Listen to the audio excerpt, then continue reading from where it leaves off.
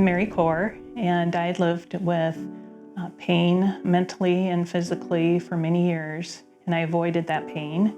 And I eventually found energy from that pain, and I hope today those that hear my story can also find that energy, or at least understand that they can share their stories and be released. When I was 10 years old and I was in the 4th grade, which was almost 50 years ago, I was abducted and raped by a former neighbor. And this happened one day. I remember it vividly because I was excited that morning when I woke up. We were going to go on a field trip, and my mom was going to join us. She was going to be a chaperone. And I remember I was ready to go, and she was still getting ready, and I was getting antsy and impatient. And she suggested that I go ahead and walk to school by myself, and it was only a couple blocks away.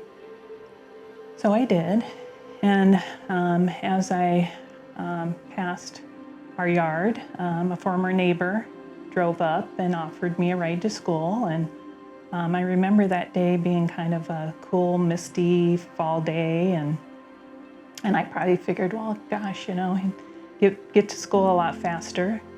So I got in the car, and he asked me to roll up the back window.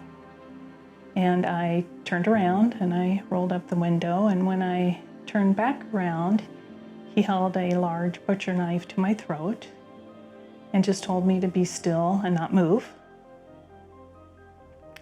And then we drove. We actually drove past the school, and I remember seeing other kids on their way to school, and I just felt frozen. I just sat there. We drove for quite a while out into a rural, secluded area. I just remember driving down a gravel road and ending up like in a field. He stopped the car and ordered me in the back seat, and then he raped me. I don't remember how long we were there. And then we drove back, and he drove back towards the school, and he let me out in a parking lot next to the school. And he grabbed my arm before I got out of the car, and he just said, "If you tell anybody, I'll kill you." And I walked into the school, and my mom and the principal were standing there. My mom took me into a room and wanted to know what happened, obviously. I was crying, and my tights were ripped. Obviously something had happened. And then I remember my dad coming and picking us up and took me to the hospital, and I got examined. I remember talking to a police officer.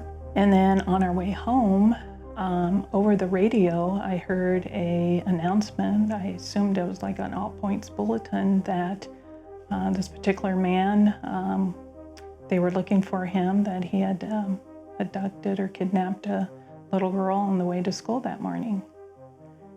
And that was it. I don't remember ever talking about it. I don't remember my mom or dad discussing it. I don't remember, and I know, I never got counseling, I never got therapy. He ended up turning himself in. And then there was the trial, which was the following year.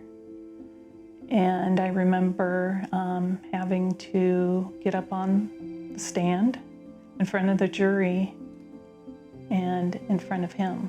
He sat right in front of me, and I remember him just staring at me.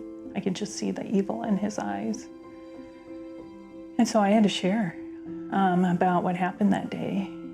And I just remember being, internally sick. But he was found guilty, and he was sentenced to 40 years in prison.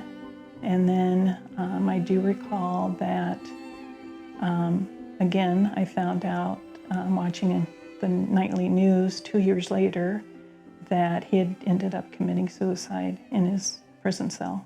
I finally found a release when I had my first child, and I focused on being a mom.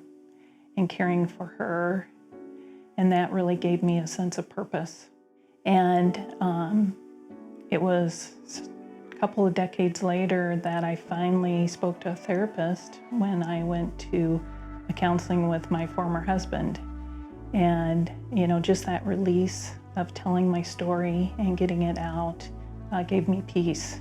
And since that time, I've seen several therapists, and I've taken a little bit away from each time because they all kind of look at my situation a little bit differently.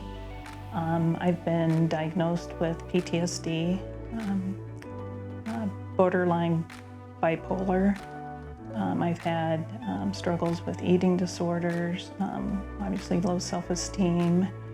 And once I kind of realized that, all my previous behavior and the trauma that I experienced was because of what happened when I was 10 years old, I received answers, and the truth can be very powerful.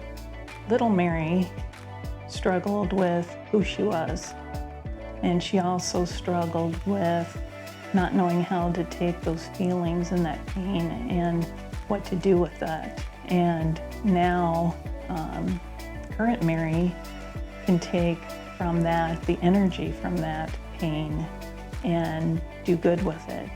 What has helped me to want to help others is hearing other stories.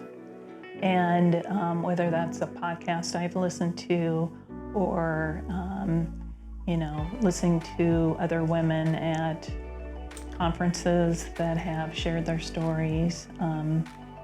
Obviously something stuck with me that someone else has shared, and hopefully they'll find somebody that they can trust and be able to share their story and find that release.